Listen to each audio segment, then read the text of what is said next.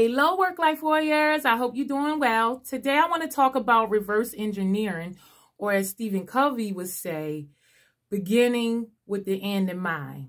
So what I mean by that is when I wanted to figure out exactly what I wanted to contribute to the world, I started with envisioning my funeral.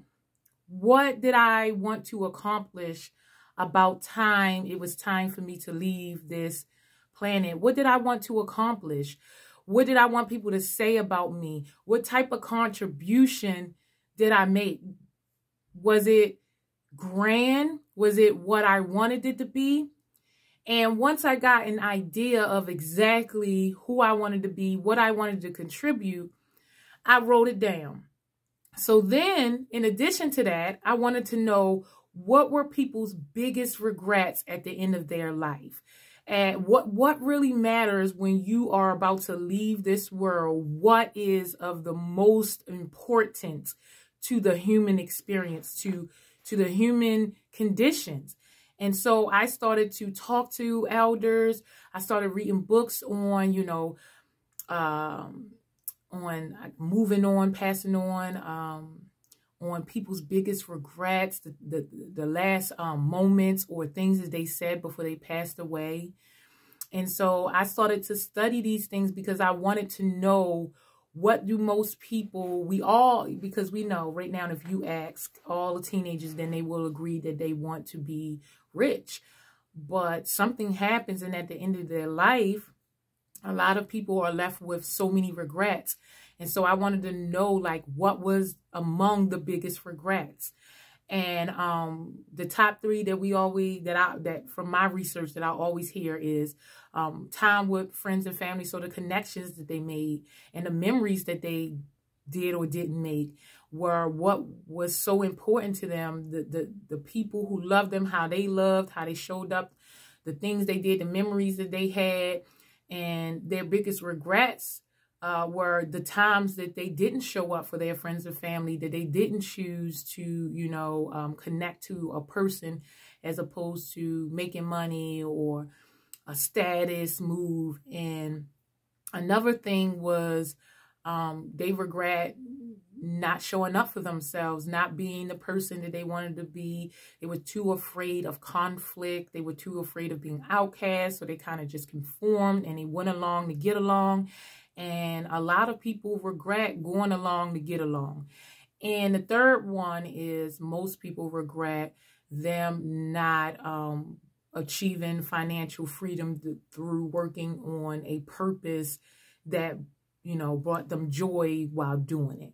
So some of them may attain the riches, but they gave up so much to get it. Time with family, connections, and most importantly, they didn't enjoy what they were pursuing. And so the money didn't mean, or the status or fame or accolades did not mean as much when they got to the end of their life. And so those were the three biggest regrets. And so I wanted to know, like, okay, how can I avoid these things? How can I do my part to have the life I want to have while avoiding the things that I know that I will regret later? And so I reverse engineered a plan. I started from my funeral date and I wrote it all the way up into currently where I was at that time. I think I was like 24 or 5, and I wrote it all the way backwards. And I said, these are the milestones that I want to hit along the way. And these are the things that I want to do while I'm here. And here's what I want to contribute. And so every day when I wake up with a purpose. I'm so excited about life. I'm so excited about the day. I never know what is in store, but I feel mostly positive and excited about the day because I'm enjoying the journey. I'm not pursuing the goal that is so far in the future where I have to sacrifice play and enjoyment now. And I don't feel like I'm having a quality life. I picked a career to pursue that I will enjoy every single day of my life so that I wake up excited instead of dreading going to work. And so that as I'm going through the process, I don't feel like that I'm missing out on anything. And also I incorporated, some of those buffers in there, like if communication or connection was a big one that people struggle with. because of what I do teach stress management, one of the forms of stress management is social play. So you can have the connection because, I can, because I'm practicing what I preach. I made it so that my life work is me and that I'm able to practice what I preach. So I can wake up every single day, and then part of me keeping those relationships is staying in line with what I value. And so every day is an opportunity for me to grow, for me to develop, for me to stretch myself, for me to align. And I make all decisions aligned with who I want to be, with the end in mind. I've reverse engineered that.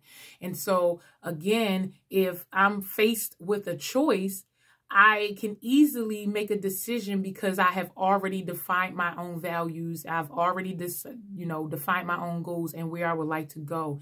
And if they don't align, then I don't feel the need to try to force them, which a lot of us, we're forcing so many things in our lives and we're going whatever way the wind blows us without a plan. But we all know that in order to arrive, you have to have a plan. You have to have a map.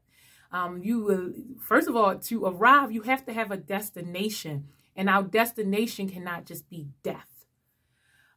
We all know we're going to die, of course, but what do you want to do while you're living? What do you want to do before you die? Because it's ultimately up to you. And so reverse engineering your life is giving you the first creator role to create the life of your dreams, to create the person that you want to be, to create the experiences that you want to have, instead of just waiting for them to come to you. And you may be waiting your whole life. You look up, you are 75, about to transition, and you have not accomplished anything, and you have so many regrets. So it's important, when you sit down to write your life plan, it's important that you do it with the end in mind, and you reverse engineer your life, and that you update it regularly. That's another thing. Of course, you make plans and things are not going to go according to the plan. That's the human plight.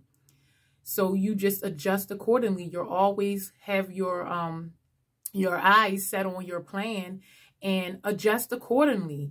It helps you to make decisions quicker. It gives you more clarity. You know what you will or will not deal with. And ultimately, it confirms your integrity that you set for yourself. And so anytime you don't have a plan, you are just thrown off course by anything that happens to you. Anytime you don't know where you're going, you can end up anywhere. And a lot of us do not know where we're going outside of, death. So it's a great idea to try to figure it out, write it down step by step. In year 1, in year 5, in year 10, in year 20, in year 30, from now and 50, what would you like to see happen? And how do you plan to be as flexible as change? Because things will always change, flow changes, and you have to be flexible to go along with it and learn something from it and grow and update your plan as needed. So have you reverse engineered your life? Have you began with the end in mind? Have you done the work to understand who you would like to be, what type of life you like to have, and kind of planned it out? Though it may not go according to plans, have you at least put it down on paper? Have you at least thought about it? Have you at least reflect on the problem?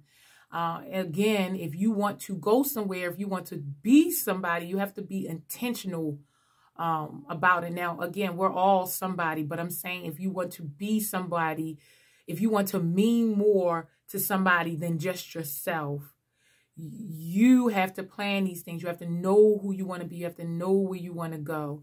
And so that was one of the greatest tools I've ever used in my life. Before then, everything kind of felt like dread. I didn't know why I worked. I didn't know why I was going to this job. I just knew that people do it. This is what people do. We work, we support our families, we survive. This is why we work. But there was no real meaning or purpose tied to it. So once I was able to reverse engineer my life, then I had purpose and meaning, and every day feels purposeful and meaningful. And I could make every decision in line with my values and my purpose and my overall goals. And so it was very helpful to me. It's a very powerful tool that anyone can use to get on track and to basically engineer the life that they could be proud of, a quality life that they want to live, that they're excited about waking up to, that it's so mysterious that you don't know what is going to happen in a day, and that excites you, a life that you're curious about, that you want to explore and play with. It's so important that we don't just exist, but we live, that we don't just work, but we play, and that we're not just miserable in the everyday obligations, but we enjoy this one life that we're having. So I hope this helps, work life warriors. Have a great day.